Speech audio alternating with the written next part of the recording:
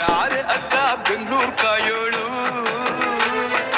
ಅಮ್ಮನಿಗೆ ಅಮ್ಮ ಅಣ್ಣಮ್ಮ ಯಾರೋ ತಮ್ಮ ಕರ್ಗಾನ್ ಮೆಚ್ಚೋಳು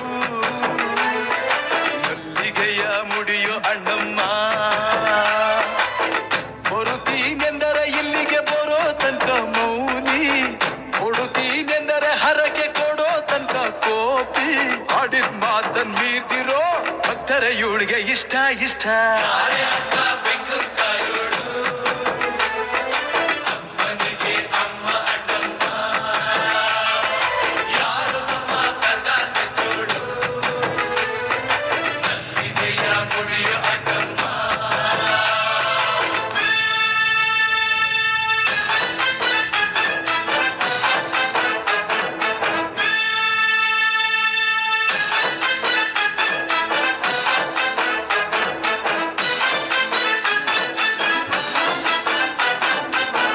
ಕಾಡು ಮಲ್ಲೇಶನೇ ಒಮ್ಮೆ ತಾಯ ಬೇಡಿದ ಬಿಲ್ವಪತ್ರೆಯ ಮರವ ಬೆಳೆಸು ಎಂದು ಬಯಸಿದ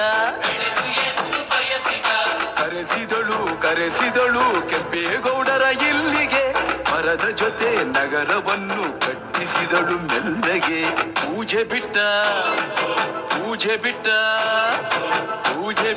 ನಗರ ದೊರೆಯ ವಿಜಯನಗರಕ್ಕೆ ವಾಲಿಸಿ ಹಾಕಿಸಿದಳು ಸೆರೆಯ ವಾಸಕ್ಕೆ ಪುಟ್ಟ ಮಾತಾ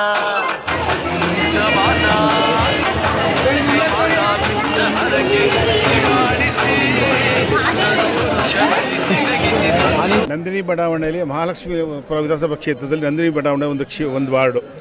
ಆ ವಾರ್ಡ್ನಲ್ಲಿ ಈಗಾಗಲೇ 42 ವರ್ಷದಿಂದ ಅಣ್ಣಮ್ಮನ ಮಾಡ್ಕೊಂಡು ಬರ್ತಾ ಇದ್ದಾರೆ. ಜೊತೆ ಊರಬ್ಬ ಮಾಡ್ತಾರೆ. ಅಣ್ಣಮ್ಮ, ದೊಗಲಮ್ಮ, ಬನಶಂಕರಮ್ಮ ಅಂತ 3 ದೇವ್ರನ್ನ ಕರೆಸಿ ಇಲ್ಲಿ ಪೂಜೆಯನ್ನು ಮಾಡ್ತಾರೆ. ಮಾಡೋದ್ರಿಂದ ಇಲ್ಲಿ ಜನಕ್ಕೆ ಏನಾಗ್ತದೆ, ನಮ್ಮ ಬೆಂಗಳೂರು ತಾಯಿ ಅಣ್ಣಮ್ಮ ಅಂತ ಎಲ್ಲರೂ ಇರತಕ್ಕಂಥ ಪೂಜೆ ಮಾಡಿಸೋದು. ಎಳೆ ಮಕ್ಕಳಿದ್ದ ಕರ್ಕೊಂಡೋಗಿ ಪೂಜೆ ಮಾಡ್ಕೊಂಡು ಬರ್ತಿದ್ದು. ಇಲ್ಲಿಂದ ಹೋಗಿ ಅಲ್ಲೇ ಪೂಜೆ ಮಾಡ್ಕೊಂಡು ಬರಬೇಕು.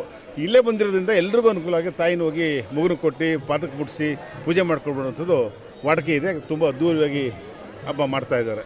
ಬೆಂಗಳೂರು ಸಿಲಿಕಾನ್ ಸಿಟಿ ಆದರೂ ಕೂಡ ಈ ಕಾಂಕ್ರೀಟ್ನ ಕಾಡಿನ ನಡುವೆ ಹಳ್ಳಿಯ ಸೊಗಡಿನ ಈ ಸಭಾ ಇನ್ನೂ ಇದೆ ಅನ್ನೋದೇ ಒಂದು ಸೋಜಿಗ. ಏನು ಹೇಳ್ತಾರೆ?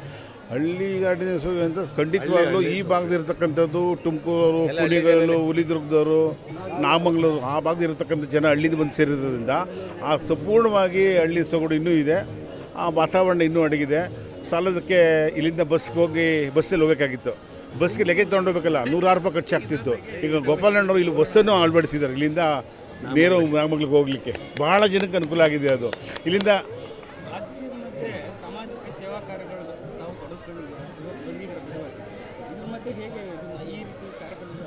ಭಗವಂತ ನಂಬಿರೋ ಸರ್ ನಾವೆಲ್ಲರೂ.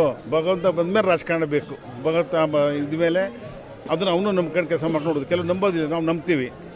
ಈಗ ರಾಜಕಾರಣ ಬಂತು, ರಾಜಕೀಯ ಇದ್ದೀವಿ, ಎಲೆಕ್ಷನ್ ಬರ್ತಿದ್ದಲ್ಲ, ಯಾವಾಗ ಕರೆದು ಭಗವಂತ ಸೇವೆ ಮಾಡೋದು ಸಿದ್ಧ ಇದ್ದೇವೆ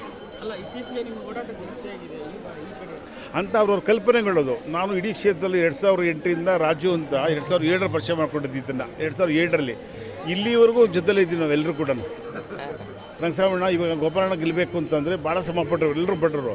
ಇವರೆಲ್ಲರೂ ಪ್ರತಿಯೊಂದು ಮತ ಹಾಕಿ ಗೋಪಾಲಣ್ಣ ಗೆಲ್ಸ್ಕೊಟ್ರಲ್ಲ, ಆ ಮತಕ್ಕೆ ಸಂಪೂರ್ಣ ಬೆಲೆ ಕೊಟ್ಟಿದ್ದ ಗೋಪಾಲಣ್ಣವರು. ಇಡೀ ಕ್ಷೇತ್ರ ಅವ್ರನ್ನ ಖುಷಿಯಾಗಿ ತೇಲಾಡ್ತಾರೆ. ಕ್ಷೇತ್ರದ ಜನಕ್ಕೆ ಬಡಾವಣೆಗೆ ಈ ಹಬ್ಬದ ಪ್ರಯತ್ನ ಏನು ಹೇಳ್ತಾರೆ? ಭಗವಂತ ಎಲ್ಲರೂ ಒಳ್ಳೆಯದಾಗಲಿ, ನಗ್ನಗ್ತಾ ಇರಲಿ. ನೀರಿನ ಸಮಸ್ಯೆ ಚೂರು ಇದೆ, ಮಳೆ ಬರದೇ ಇರೋದ್ರಿಂದ 2 ತಿಂಗಳು ಒಂದು ಅವಕಾಶ ಎಲ್ಲರೂ ಸ್ವಲ್ಪ ಇತಿಮಿತವಾಗಿ ನೀರನ್ನು ಬಳಸಬೇಕು. ನೀರನ್ನು ಬಳಸಬೇಕು. ಇವತ್ತೇನು ಮಾಡ್ತೀವಿ, ಇವತ್ತು ಕಷ್ಟಕಾಲದಲ್ಲಿ ಕೊಳ್ಳನ ಬಿಟ್ಬಿಟ್ಟು ನೀರು ಹೆಣ್ಮಕ್ಳು ಜಾಸ್ತಿ ಇರ್ತಾರೆ, ಕೆಲಸದವರು ಹೆಣ್ಮಕ್ಳು. ದಯಮಾಡಿ ತಪ್ಪಿಸಿ ನೀರನ್ನು ಉಳಿಸಿ ಅಂತ ಹೇಳಿ ಅನ್ನೋದು ಕೇಳ್ಕೊಳ್ತೀವಿ. ನಮಸ್ಕಾರ.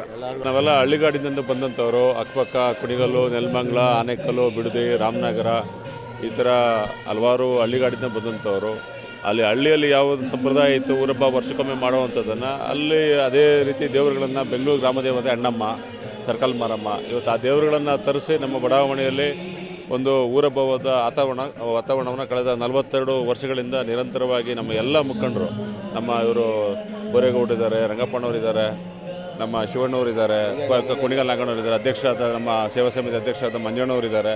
ಬಹುಶಃ ಎಲ್ಲ ಮಾರುತಿ ನಗರದಲ್ಲಿ ಎಲ್ಲ ಜನಾಂಗದವರಿದ್ದಾರೆ, ಎಲ್ಲ ಪಕ್ಷದವರಿದ್ದಾರೆ. ಇವತ್ತೆಲ್ಲ ಜಾತ್ಯತೀತವಾಗಿ ಪಕ್ಷಾತೀತವಾಗಿ ದೇವರೊಂದು ಬಡಾವಣೆಗೆ ಒಂದು ಒಳ್ಳೆಯದಾಗಲಿ ಅನ್ನೋ ದೃಷ್ಟಿಯಿಂದ ಈ ಒಂದು ಊರಹಬ್ಬವನ್ನು ಪ್ರತಿ ವರ್ಷ ಮಾಡ್ಕೊಬರ್ತಿದ್ದಾರೆ. ನಮ್ಮ ತಂದೆಯವರು ಇದ್ದಂಥ ಸಂದರ್ಭಗಳು ನಡೀತಾ ಇತ್ತು. ಇವತ್ತು ನಾಗರಾಜಣ್ಣವರು ಇದ್ದಂಥ ಸಂದರ್ಭಗಳು ಆಗ್ತಾಯಿತ್ತು. ಇವತ್ತು ಗೋಪಾಲಣ್ಣವರು ಈಗ ತಾನೇ ಬಂದು ಕಾರ್ಯಕ್ರಮವನ್ನು ಜನರಿಗೆ ಒಂದು ಅನ್ನ ಸಮರ್ಪಣೆಯನ್ನು ಮಾಡಿ ತೆರಳಿದ್ದಾರೆ.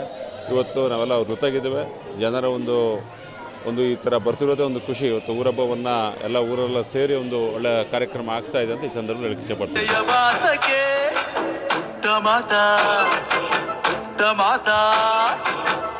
ಮಾತಾ ಬಿಟ್ಟ ಹರಕೆ ಗೆತ್ತಿ ಮಾಡಿಸಿ 2 ವರುಷ ಅಳಿಸಿ ನಗಿಸಿ ತಂದು ಮನ್ನಿಸಿ ಬರುತ್ತೀನೆಂದರೆ ಇಲ್ಲಿಗೆ ಬರೋ ತನಕ ಮೌನಿ ಕೊಡುತ್ತೀನೆಂದರೆ ಹರಕೆ ಕೊಡೋ ತನಕ ಕೋಪಿ ಆಡಿದ ಮಾತನ್ ಮೀರ್ತಿರೋ ಭಕ್ತರ ಇವಳಿಗೆ ಇಷ್ಟ ಬೆಂಗಳೂರು ಕಾಯೋಳು